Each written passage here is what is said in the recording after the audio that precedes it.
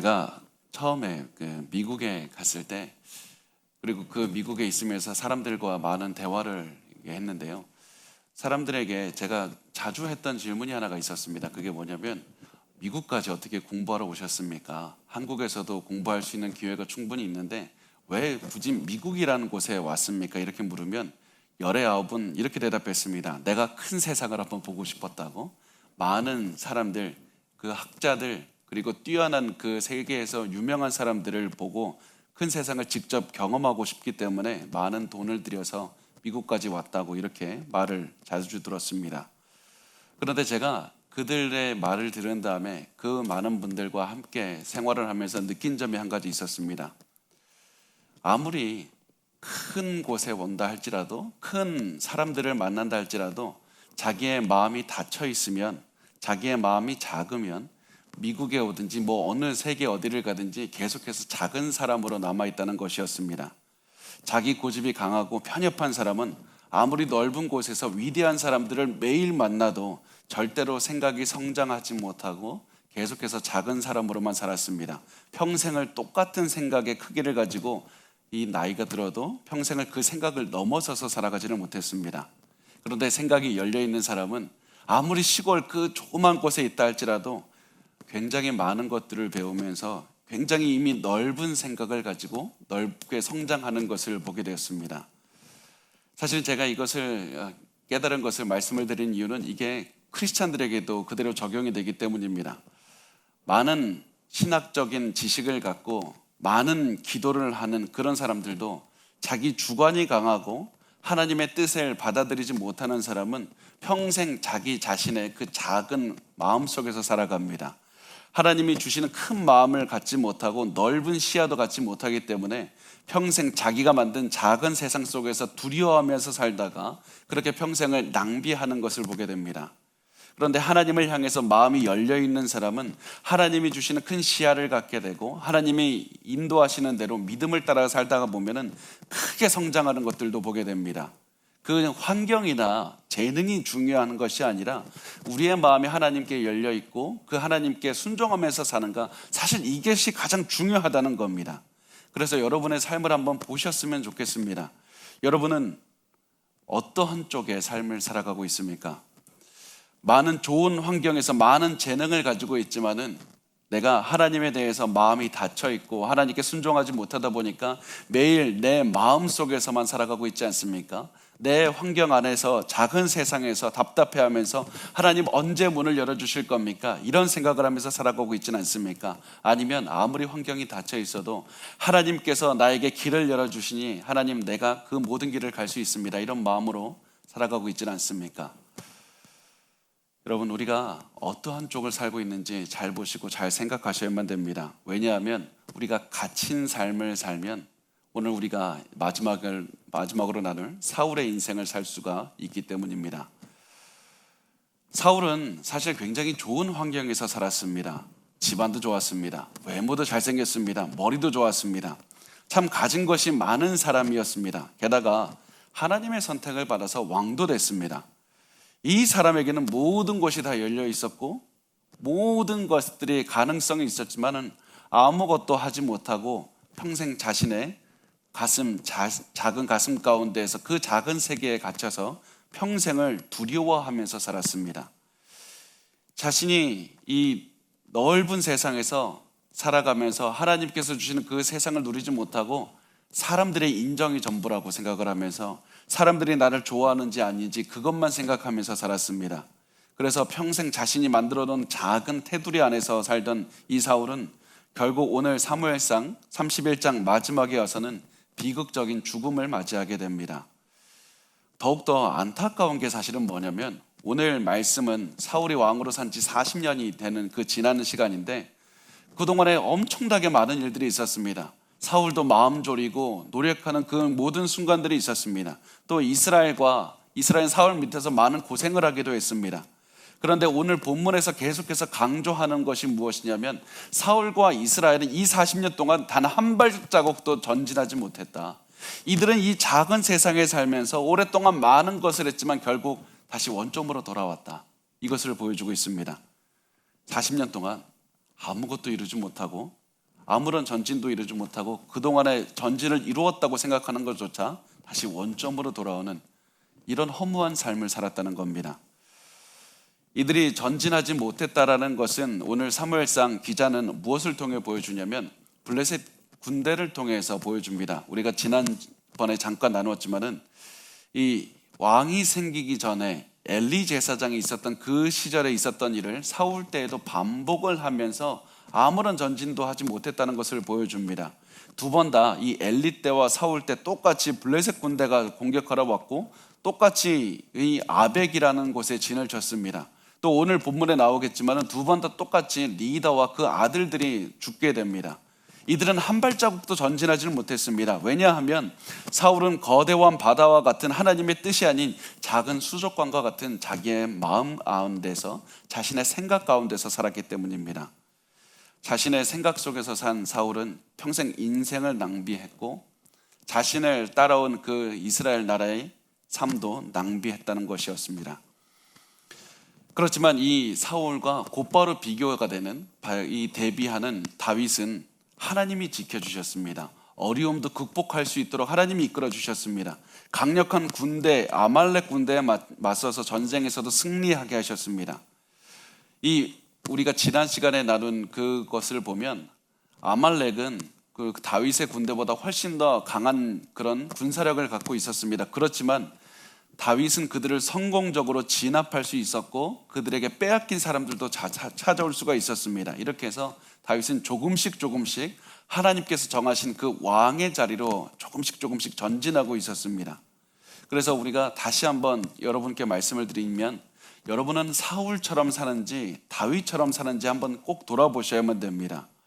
왜냐하면 여러분이 만약에 사울처럼 살고 있다면 아무리 열심히 사셔도 절대로 한 걸음도 전진하지 못할 것이기 때문입니다. 40년을 고생을 해도 절대로 전진할 수가 없습니다. 어떤 분이 저에게 이런 고민을 얘기를 해서 사방에 막혀 있는 것 같습니다. 그런 고민을 말씀을 하셨을 때 제가 기도하고 얻은 응답은 집사님, 사방은 막혀 있지만 하늘은 뚫려 있습니다. 하나님께서 하늘을 보고 가라고 하신다는 그런 응답을 주셨다는 것을 나눈 적이 있습니다. 우리가 사울의 마음으로 살아간다면 마치 사방이 막혀 있는 것 같아서 내가 아무것도 할 수 없다고 불평하면서 살아갈 것이지만 우리가 하나님의 눈을 가지고 다윗처럼 살아간다면 하늘은 뚫려 있다 이 마음으로 계속해서 전진하면서 살 겁니다. 그래서 우리가 계속해서 이 말씀을 보면서 나는 사울처럼 사는가? 나는 내 작은 그런 수족관과 같은 세상에서 갇혀 살고 있지는 않은지 돌아보면서 우리 말씀을 나누도록 하겠습니다.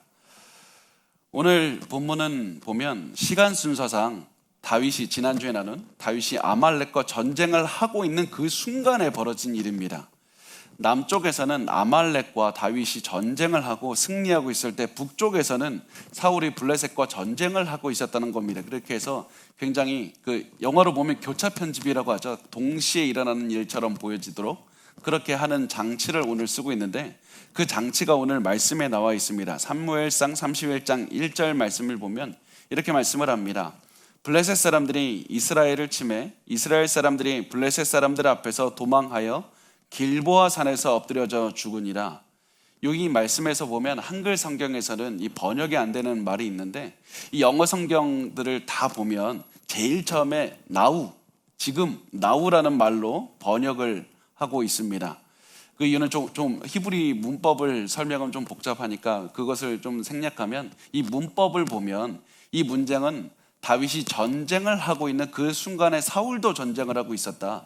하나님의 뜻을 따라가는 다윗이 전쟁에서 승리하고 있을 때 자신보다 더 강력한 군대를 이기고 있을 때 사울은 전쟁을 하면서 지고 있었다. 이렇게 서로 비교하는 그런 말씀을 하고 있기 때문입니다. 그래서 다윗이 자기보다 더 전력이 강한 아말렉을 이겼다는 사실을 통해서 사울이 블레셋에 진 이유가 단순히 전력이 약해서가 아니다. 블레셋에 강해서가 아니라는 사실을 보여주고 있는 겁니다. 왜 졌냐면 사울은 자신의 작은 가슴 속에서 살았기 때문에 하나님의 뜻에 따라서 충성하면서 살지 못했기 때문에 그 하나님의 뜻대로 살지 못해서 졌다는 사실을 보여주고 있습니다. 그렇지만 겉으로 드러나는 사울이 졌던 이유는 하나님의 그 뜻을 체험하지는 못했기 때문이지만은 실질적으로는 그렇지만 겉으로 드러나는 그 이유는 블레셋의 전차 때문이었을 겁니다. 블레셋의 전차는 당시 최첨단 무기, 이 무기인 전차, 이 블레셋은 이런 전차를 다수 보유하고 있었습니다. 그 증거로 성경을 보면 블레셋의 군사적인 능력에 대해서 이렇게 말씀을 하는데, 사무엘상 13절 5절 말씀을 보면 이렇게 말씀을 합니다. 블레셋 사람들이 이스라엘과 싸우려고 모였는데 병거가 3만이다. 병거가 전차를 말합니다. 이 3만이고 마병이 6천이고, 그래서 말 탄 사람이 6천이고 백성이 굉장히 많았다. 그래서 그 전차는 사실은 다른 전력과는 비교할 수 없을 정도로 강한 무기였기 때문에 이 블레셋이 무기가 이스라엘과 도저히 비교할 수 없을 정도로 우위에 있었다, 이것을 보여주고 있는 겁니다. 그래서 이 둘이 이제 전쟁을 시작을 하는데, 블레셋과 이스라엘이 전쟁을 처음에 시작할 때는 골짜기 가운데 평지에서 시작을 했습니다. 그런데 평지에서는 전차가 공격을 너무 할 수 있고, 그러다 보니까 이스라엘은 전차의 공격에서 내가 좀 피해야 되겠다, 이런 생각이 듭니다. 그래서 자신의 뒤쪽에 있는 길보아 산 쪽으로, 산 위로 올라가면 전차가 못 올라오죠. 그래서 전차를 피해서 또 위에서부터 창이나 칼은 아래로 공격을 하면 훨씬 더 유리합니다. 그래서 이렇게 공격을 하기 위해서, 지리적인 이점을 차지하기 위해서 조금씩 올라갔는데, 이미 전쟁은 하나님께서 이스라엘이 지게 만들려고 이미 작정을 하셨기 때문에 산으로 아무리 올라가서 지리적인 이점을 차지해도 전쟁의 결과는 뒤집을 수가 없었습니다. 마치 엘리 제사장 때 진 것처럼 사울 시대에도 똑같이 블레셋에게 패배한 겁니다. 또 블레셋에게 패배한 뒤에 엘리와 엘리의 자식들이, 아들들이 죽었듯이 사울과 사울의 아들들도 죽게 됐습니다. 2절 말씀입니다. 우리 같이 읽어보겠습니다. 시작. 블레셋 사람들이 사울과 그의 아들들을 추격하여 사울의 아들 요나단과 아비나답과 말기수아를 죽이니라. 자, 이 말씀에서 굉장히 우리가 충격으로 다가와야 되는 것이 무엇이냐면, 사울의 집안의 가장 큰 희망이자 장자였던 요나단이 죽었다는 겁니다. 요나단이 죽었습니다. 요나단은 그동안에 아버지 사울이 하지 못했던 것들을 다 채우면서 많은 그런 좋은 자질을 보여줬습니다.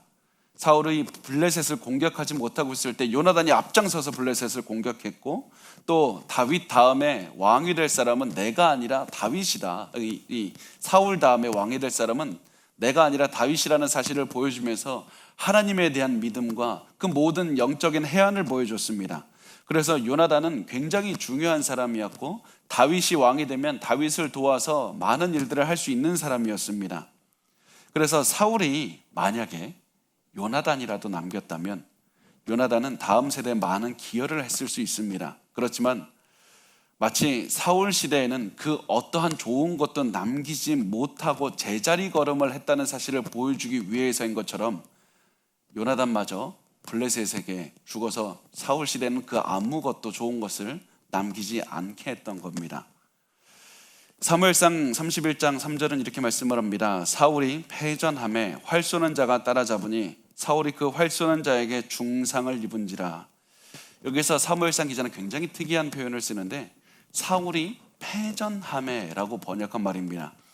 사울이 패전함에라는 이 히브리어 원어를 말 그대로 번역을 하면 어떻게 되냐면, 전쟁이 사울에게 무거웠다라고 번역을 할 수가 있습니다. 말 그대로 보면 전쟁이 사울에게 무거웠던 겁니다.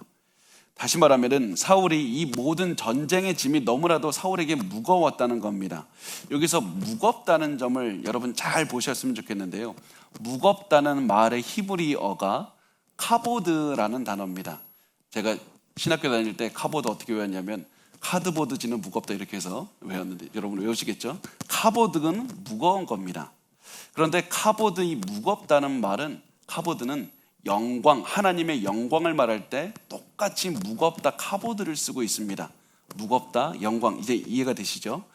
영광도 기본적으로 무겁다는 겁니다. 아니, 무거운 게 어떻게 좋은 의미가 됩니까? 뭐 살찌면 좋은 겁니까? 그게 아니라 마치 이런 겁니다. 저 사람 무게감이 있는 사람이야. 저 영화 배우, 저 영화에 갔더니 무게감이 있게 잘했다. 마치 무게감이 있는 건 중요한 것을 뜻하고, 그래서 하나님의 영광을 표현할 때도 굉장히 하나님은 무겁다라고 표현을 한 겁니다. 자, 그래서 이것을 볼 때 제가 이거 말씀을 자꾸 드린 이유가 무엇이냐면, 엘리 제사장이 하나님의 법궤를 빼앗겼을 때 이 카보드, 무거운 영광이 떠나갔기 때문입니다. 사무엘상 4장 21절과 22절 말씀 우리 같이 읽어보겠습니다. 시작. 이르기를 영광이 이스라엘에서 떠났다 하고 아이 이름을 이가봇이라 하였으니 하나님의 궤가 빼앗겼고 그의 시아버지와 남편이 죽었기 때문이며, 또 이르기를 하나님의 궤를 빼앗겼으므로 영광이 이스라엘에게서 떠났다 하였더라. 자, 이 카보드, 이 영광이 떠났다, 이제 이해가 가시죠? 근데 이 영광 카보드가 엘리 제사장이 다스리던 이스라엘에게서 떠나갔듯이 하나님의 영광 카보드, 무거운 영광이 사울이 다스리는 이스라엘에게도 떠나간 겁니다. 하나님의 영광의 무거움이 떠나갔더니 뭐만 남았냐면 아까 말씀 사울이 패전함에가 사울이 무거웠다. 결국 하나님의 무거움이 떠나갔더니 사울에게는 전장의 무거움만 남았다는 겁니다. 하나님의 영광의 무거움이 함께했다면 이 모든 전쟁의 무거움도 다 이겨낼 수가 있었을 텐데, 하나님의 영광이 떠나갔더니 세상살이의 무거움, 전쟁의 무거움, 너무나도 무거운 것만 남아서 사울이 패전하게 됐고 그 무거움에 눌리면서 살았다고 우리 본문은 말씀을 하고 있습니다. 그래서 이것을 보고 우리의 삶에도 적용을 할 수가 있는데요, 우리가 하나님의 그 영광의 무거움을 떠나면 편하게 살 수 있을 것만 같습니다. 하나님의 영광을 드러내지 않고 하나님의 그 거룩한 영광을 따라서 살아가지 않는다면 우리가 내가 원하는 것 하면서 내 마음대로 살 수 있을 것만 같습니다. 하나님과 동행하지 않으면 내 꿈 이루면서 살아갈 수 있을 것만 같습니다. 그런데 하나님의 영광을 떠나면 남는 것은 무엇이냐면 무거운 세상살이만 남게 됩니다. 더 이상 지기가 너무 어려워서 힘들어하면서 작은 어려움조차도 신음하면서 괴로워하는 그런 우리의 모습만 남게 된다는 겁니다. 견딜 수 없는 고난의 무게를 짊어지면서 살아가게 됩니다. 그래서 우리에게 항상 남아있는 그 해답은, 선택지는 무엇이냐면 다른 무엇보다도 영광의 무게를 선택해야 된다. 하나님의 영광의 무게를 짊어지고 살아야 된다. 내가 하나님의 영광의 무게를 짊어지고 하나님의 은혜 안에서 거룩하게 살아가던 것이 때로는 어렵게 느껴질 수도 있겠지만 이 영광의 무게를 벗어났을 때 오히려 내 인생에서는 너무나도 큰 고난의 무게 때문에 그가 짓눌리는 삶을 살 수밖에 없다는 겁니다. 그래서 우리가 항상 영광의 무게 안에서 하나님의 뜻을 따라가면서 살아가야 된다. 그래야지 우리가 어떠한 어려움도 극복할 수 있다는 사실을 기억하시길 바랍니다. 이제 사울 주변에 있던 강력한 군인들도 다 죽었고요, 다 도망갔고 또 어떤 사람들은 다쳤습니다. 이 전쟁을 하다 보니까 사울의 아들들도 죽었습니다.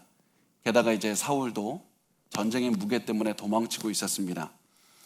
도망치고 있는 상대에게 이 고대 전투에서는 가장 쓰기 좋은 효율적인 무기가 뭐였냐면 화살입니다.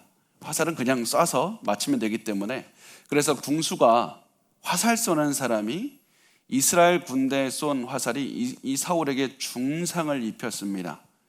그런데 오늘 말씀을 보면 단순히 사울이 도망가다가 중상을 입었습니다 이렇게 말하면 되는데, 사울이 어떤 무기에 어떻게 중상을 입었는지 강조해서 말을 합니다. 사무엘상 31장 3절 말씀은 이렇게 말씀합니다. 사울이 패전함에 활 쏘는 자가 따라잡으니 사울이 그 활 쏘는 자에게 중상을 입은지라. 사울이 전쟁의 무게 때문에 도망가고 있었을 때 활 쏘는 자가 따라잡아서 활 쏘는 자에게 중상을 입었다. 자꾸 활 쏘는 것을 강조합니다. 왜 이렇게 사울을 다치게 했던 무기를 강조하냐면 이 화살은 바로 한나가 부른 노래를 연상시키기 때문입니다. 사무엘상 2장 4절 말씀을 보면 이렇게 말씀을 합니다. 용사의 활은 꺾이고 넘어지는 자는 힘으로 띠를 띠도다. 하나님은 하나님을 의지하는 자를 용사의 활로부터 지키시는 겁니다. 아무리 강한 자가 활로 공격을 해도 하나님께서는 그 용사의 활을 꺾으시면서 하나님의 의지하는 자를 지키십니다. 그렇지만 사울은 하나님을 의지하지 않았기 때문에 활을 맞아서 중상을 입은 것이라는 것을 보여줍니다. 그래서 하나님의 의지하지 않은 사울에게 단순히 활을 맞은 것이 아니라 하나님의 심판을 받았다, 하나님의 처벌을 받았다는 것을 보여주고 있습니다. 그래서 사람의 손을 빌리고 있지만은 하나님의 사형이 집행이 되고 있다는 것을 우리가 알 수가 있습니다.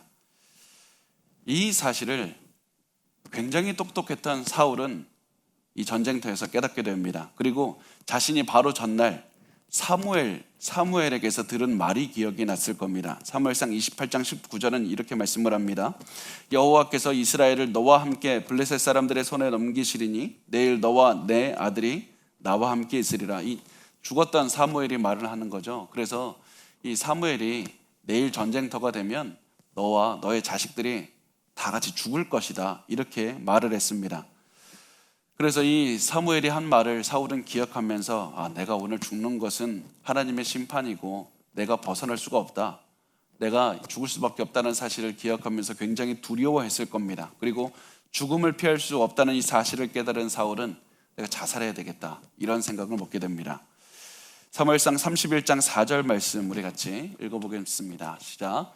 그가 무기를 든 자에게 이르되 내 칼을 빼어 그것으로 나를 찌르라. 할례 받지 않은 자들이 와서 나를 찌르고 모욕할까 두려워하노라 하나 무기를 든 자가 심히 두려워하여 감히 행하지 아니하는지라. 이에 사울이 자기의 칼을 뽑아서 그 위에 엎드려지매. 사울이 그 당시에 산채로 잡히면, 블레셋 군대에 잡히면 그 당시 군인들은 이 패전한 이 군인들, 포로로 잡은 사람들을 굉장히 잔인하게 학대하고, 제가 입으로 말할 수 없을 만큼 굉장히 잔인하게 대했습니다.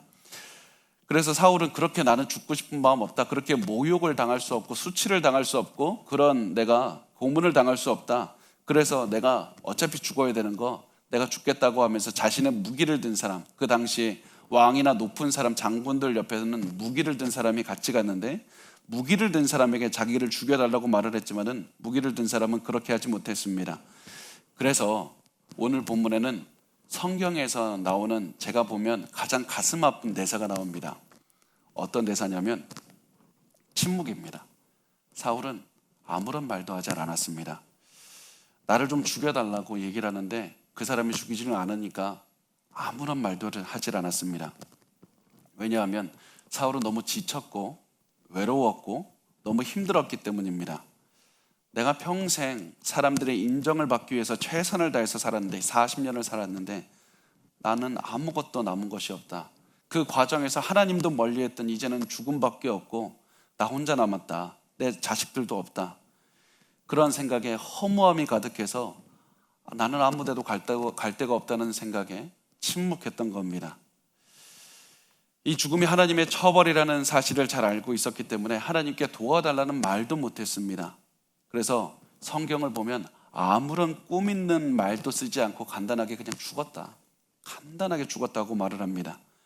아무런 수식어도 쓰지 않고 사울의 죽음의 무게와 그 슬픔이 그대로 전달될 수 있도록 그냥 죽었다라고 간단하게 표현합니다. 이것이 사울의 마지막이었습니다.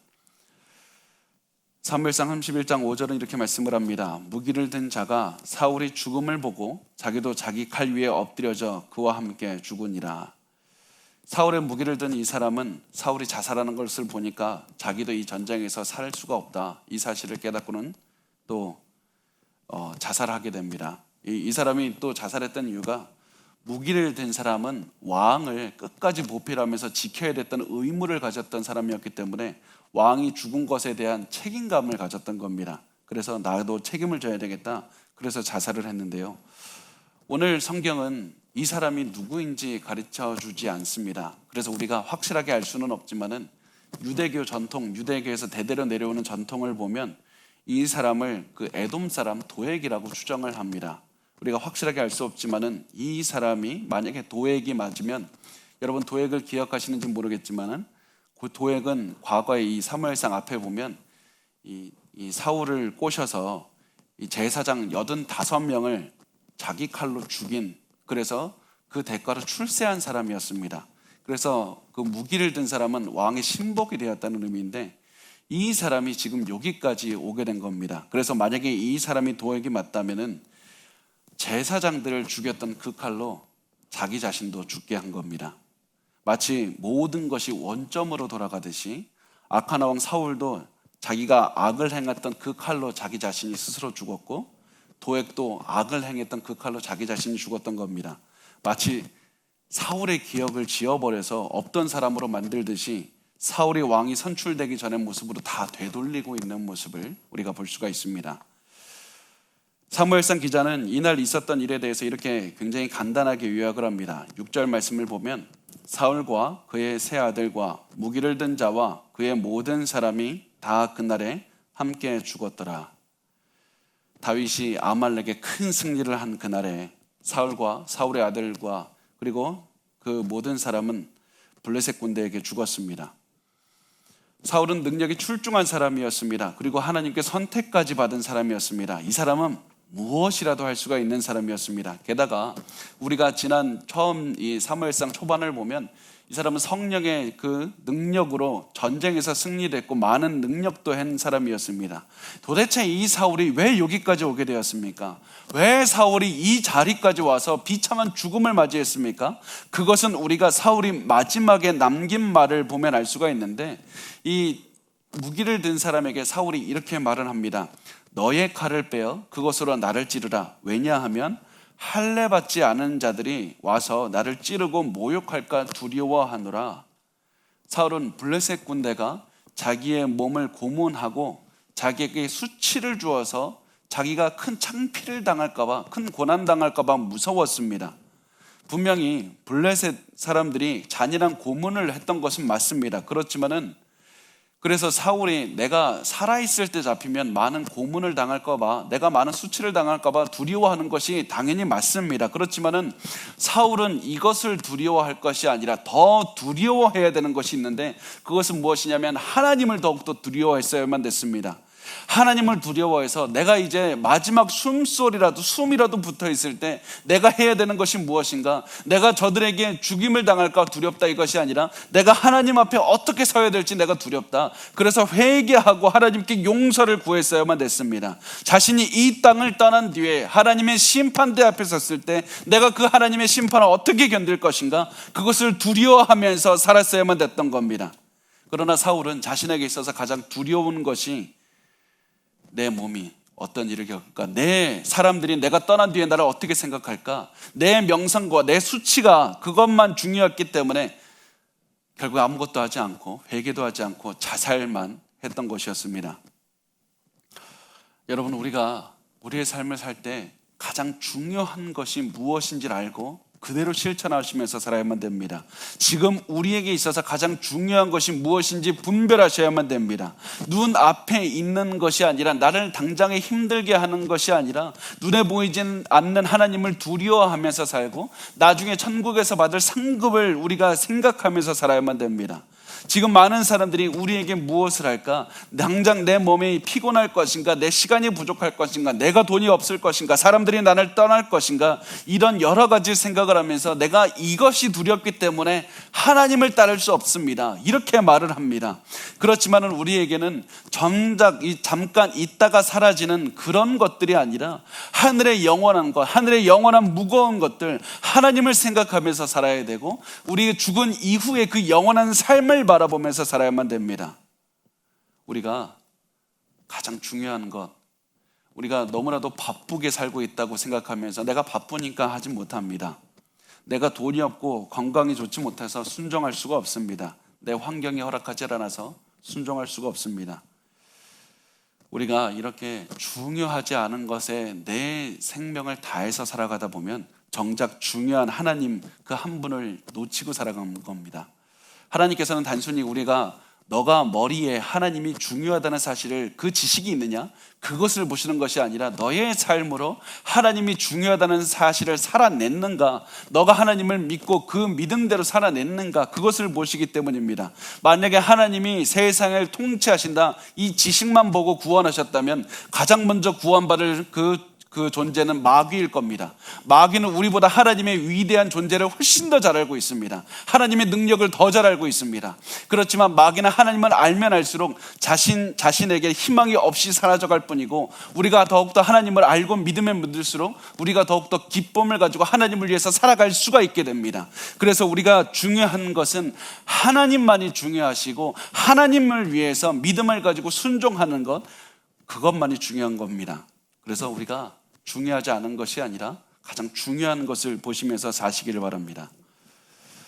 사무엘상 31장 7절에는 이렇게 말씀을 합니다. 골짜기 저쪽에 있는 이스라엘 사람과 요단 건너쪽에 있는 자들이 이스라엘 사람들이 도망한 것과 사울과 그의 아들들이 죽었음을 보고 성읍들을 버리고 도망하매 블레셋 사람들이 이르러 거기에서 사니라.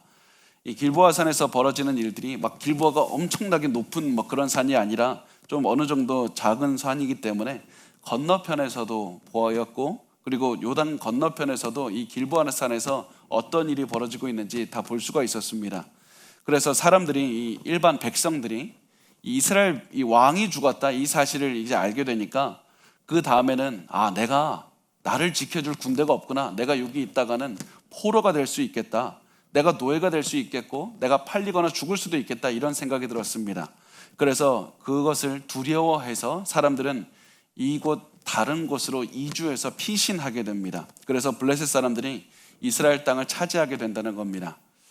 마치 이스라엘 사람들이 땅을 차지하기 전의 순간으로 돌아가듯이 이 하나님께서는 이 가나안 땅을 차지하라고 말씀을 하셨지만 오히려 거기서 물러나서 이방 민족들에게 그 땅을 빼앗기는 결과가 나오게 됐습니다. 8절에서는 말씀을 합니다. 그 이튿날 블레셋 사람들이 죽은 자를 벗기러 왔다가 사울과 그의 세 아들이 길보아 산에서 죽은 것을 보고, 이 가나안 지역에서는 전쟁이 끝나면 승자들은 이 전쟁에서 진 사람들, 죽은 사람 시체들에게 가서 무엇인가 노력할 것이 있는가, 그래서 약탈하는 것이 관습이었습니다. 그래서 블레셋 군대가 승리한 다음 날 시체들을 찾아가서 약탈하려고, 시체에 뭐 좋은 물건이 있나 뭐 그런 것들을 보려고 전쟁이 있었던 그곳에 가보았더니 죽은 사울과 사울의 세 아들들을 보게 됩니다. 아니, 왕과 왕의 자식들을 이제 발견하게 됩니다. 왜 그랬냐면 그만큼 그날 죽은 사람이 많았기 때문입니다. 너무나도 많은 사람이 죽어서 이 중에 왕과 왕족들이 껴있는지 그것을 깨닫지 못할 정도로 너무나도 많은 사람이 죽을 정도로 참혹했다는 겁니다. 이 사람들은 사울을 발견하고는 사울의 몸을 잘라내기 시작했습니다. 9절 말씀 우리 같이 읽어보도록 하겠습니다. 시작. 사울의 머리를 베고 그의 갑옷을 벗기고 자기들의 신당과 백성에게 알리기 위하여 그것을 블레셋 사람들의 땅 사방에 보내고. 가나안 이 지역에서 이 사람들이 가서 약탈을 하면서 이제 다 잘랐는데, 사무엘상 기자가 사울의 몸이 잘렸다라는 말과 함께 굉장히 중요한 말, 갑옷이 벗겨졌다, 옷이 벗겨졌다는 말을 합니다. 이렇게 옷이 벗겨진 것을 이야기하는 이유는 성경에서 옷이 굉장히 중요하기 때문입니다. 성경에서 구약에서부터 신약까지 옷은 주로 이 신분을 상징하는 그런 역할을 합니다. 여러분 많이 기억하시겠지만 창세기에서도 요셉이 다른 옷을 입었고, 또 총리가 될 때도 그 바로의 옷을 입고, 또 나중에 신약 시대에 가서도 바울이 우리가 예수 그리스도로 옷 입었느니라, 하나님의 자녀의 신분이 되었다, 이런 신분을 상징하는 것으로 옷을 말을 합니다. 그리고 그것이 바로 오늘 그 갑옷이 벗겨졌다는 사실에 대해서도 그대로 적용이 되는데, 이 사울의 옷은, 사울의 갑옷은 왕의 신분을 상징을 합니다. 그래서 성경에서 사무엘상에서 계속해서 사울이 옷을 벗는 장면이 드러나는데, 그거는 하나님께서 사울을 왕으로 인정하지 않으신다, 왕의 신분을 벗기신다는 의미를 보여주기 때문입니다. 사울은 하나님의 말씀에 따라서 사람들을 인도해야 되는 그런 직분을 가진 왕의 신분을 이용해서 자기 자신의 이익을 도모했고, 또 자기 자신의 개인적인 복수하는 데 사용하려고 했습니다. 그리고 이제는 사울이 죽은 다음에는 이 왕의 신분을 나타내는 갑옷이 하나님의 영광을 드러내는 게 아니라 블레셋의 영광을 드러내는 데 사용됩니다. 그래서 사울의 머리, 잘린 머리와 사울의 갑옷이 블레셋 전역을 돌아다니면서 이 이스라엘이 패배했다, 이것을 드러내는 데 사용했습니다. 그리고 이 블레셋 사람들은 자기들이 승리한 이유가 무엇이냐면, 우리가 믿는 신인 그 아스다롯, 이 여신인데요, 이 아스다롯이 이스라엘 신을, 그 야훼를 이겼기 때문이다, 이러면서 사울의 머리와 갑옷을 보면서 굉장히 좋아했습니다. 그리고 그것을 기념하기 위해서 사울의 갑옷을 블레셋의 그 성전, 이 성전 아스다롯 신전에 넣게 됩니다. 10절 말씀은 이렇게 말씀을 합니다. 그의 갑옷은 아스다롯의 집에 두고 그의 시체는 벳산 성벽에 못 박음에. 블레셋의 신이 하나님을 이겼다는 의미로 그 신전에서 사울의 갑옷을 두었고, 머리가 잘려버린 몸통만 있는 사울과 사울의 아들들의 그 몸은 벳산 성벽이라는 곳에 바치게 됩니다. 박히게 되고, 또 31장 11절에서 13절 우리 같이 한번 읽어보겠습니다. 시작. 길르앗 야베스 주민들이 블레셋 사람들이 사울에게 행한 일을 듣고 모든 장사들이 일어나 밤새도록 달려가서 사울의 시체와 그의 아들들의 시체를 벳산 성벽에서 내려가지고 야베스에 돌아가서 거기서 불사르고 그의 뼈를 가져다가 야베스 에셀나무 아래에 장사하고 7일 동안 금식하였더라. 이 길르앗 야베스 사람들 여러분 기억하시겠지만은 사울이 왕이 된 다음에 처음으로 도와준 사람들이었습니다. 이때 이 사람들은 그 눈을 빼면 내가 너희들을 치지 않겠다 이런 적군들이 왔을 때 아무도 도와주질 않았을 때 사울이 가서 도와주어서 이 사람들을 지켜주었기 때문에 이 사울이 죽은 다음에 마지막에 이제 이 사람들만이 용기를 내서 사울의 몸을 찾으러 간 겁니다. 이스라엘 사람들 다 도망갔지만은 길르앗 야베스 사람들만 찾으러 갔습니다.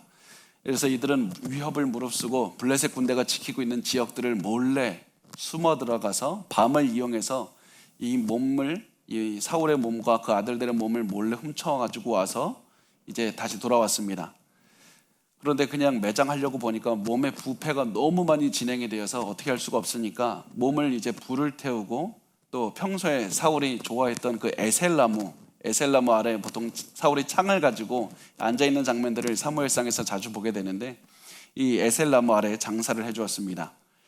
이렇게 해서 사울의 40년 통치 기간이 끝납니다. 그리고 이 기간 동안에 이스라엘은 아무것도 얻지를 못했습니다. 이 기간 동안에 땅을 확장했던 것도 아니고 하나님께 더욱더 영적으로 다가간 것도 아니었습니다. 오히려 너무나도 허무하게도 왕을 뽑기 전에 그 이장 상태로 돌아갔습니다. 그런데 사울은 이렇게 살지 않을 수 있었습니다. 사울은 하나님의 능력으로 훨씬 위대한 인생을 살 수가 있었습니다. 왜냐하면 사울은 자기 잘못을 너무나도 잘 알고 있었기 때문입니다. 사무엘상 26장 21절 말씀 우리가 마지막으로 읽도록 하겠습니다. 시작. 사울이 이르되 내가 범죄하였도다. 내 아들 다윗아 돌아오라. 내가 오늘 내 생명을 귀하게 여겼은즉 내가 다시는 너를 해하려 하지 아니하리라. 내가 어리석은 일을 하였으니 대단히 잘못되었도다 하는지라. 내가 어리석은 일을 하였으니 대단히 잘못되었다. 그것을 사울은 너무나도 잘 알고 있었습니다. 그렇지만은 사울은 그것을 알고 있었지만은 자신의 생각 안에서 하나님을 따라서 살지 않고 자신의 작은 가슴 속에서 그 세상 가운데서 살던 사울은 계속해서 또다시 죄를 반복하면서 살아갔습니다. 그렇게 해서 매일 죄 안에서 살았던 것이고 죽음으로 스스로 걸어갔던 것이었습니다. 이렇게 하면서 사울은 인생을 낭비하면서 살았고 자기를 따르는 사람들의 인생도 다 같이 낭비했습니다. 사울이 인생을 낭비했던 이유는 영원을 위해서 살지 않고 지금 잠시 있다 사라질 것들, 자기의 눈앞에 보이는 것들을 위해서 살았기 때문입니다. 여러분은 지금 사울처럼 살고 있습니까? 아니면 다윗처럼 영원한 것을 위해 살고 있습니까? 제가 찰스 심슨이라는 목사님이 계신데요. 이분이 그 수족관에서 일하는 사람을 만난 그 이야기가 있습니다. 이 목사님이 수족관에서 일하는 그 한 청년을 만났는데 이 사람이 이렇게 얘기를 해줬다고 합니다. 수족관에서 가장 인기 있는 물고기는 상어입니다. 왜 상어입니까? 이렇게 이야기를 하니까 그 이유는 상어는 자기를 잡아 가두는 그 곳의 크기에 따라서 상어의 크기도 결정이 되기 때문이라고 말을 했습니다. 수족관이 작으면 상어가 다 자라도 15cm밖에 되지 않을 수도 있습니다. 그렇지만은 큰 곳에 두면 이 크기가 2m 40 정도가 될 정도로 크게 자랄 수가 있습니다. 상어는 어디에 두느냐에 따라서 아무리 성장을 해도 그 크기가 결정이 된다는 그런 말을 들었다고 합니다. 저는 이 말을 듣고 우리 영적 생활도 이와 같다는 생각을 했습니다. 우리가 사울처럼 우리의 작은 생각 안에서 갇혀서 살아간다면 우리에게 아무리 하나님께서 좋은 환경으로 이끌어 주셔도 우리는 평생 사울처럼 작은 삶 속에서 살면서 불행하게 살 것이고 원망하면서 잘못된 인생을 살다가 인생의 마지막을 맞이할 겁니다. 그렇지만 우리의 생각을 열어서 큰 바다와 같은 하나님의 생각을 받아들이고 하나님께 순종해서 하나님을 따라서 살아가다 보면 우리는 하나님께서 살길 원하시는 위대한 인생을 살아가게 될 것이고 큰 인생을 살아가게 될 겁니다. 그래서 오늘 우리가 우리의 작은 생각에서 벗어나서 고집을 버리고 내 생각을 버리고 하나님께, 위대한 하나님께 순종해서 위대한 하나님을 따라서 살아가셨으면 좋겠습니다. 그리고 하나님께서 이끄시는 그대로 살아가시기만 하면 됩니다. 그러면 하나님께서 우리의 신앙을 성장시키게 하실 것이고 매일 다윗처럼 주님께서 원하시는 그곳으로 전진하는 삶을 살 수가 있을 겁니다. 우리 그래서 우리의 생각을 버리고 하나님을 따라서 하나님께 순종하면서 살기로 우리 작정하면서 오늘 기도하는 시간을 잠깐 갖도록 하겠습니다.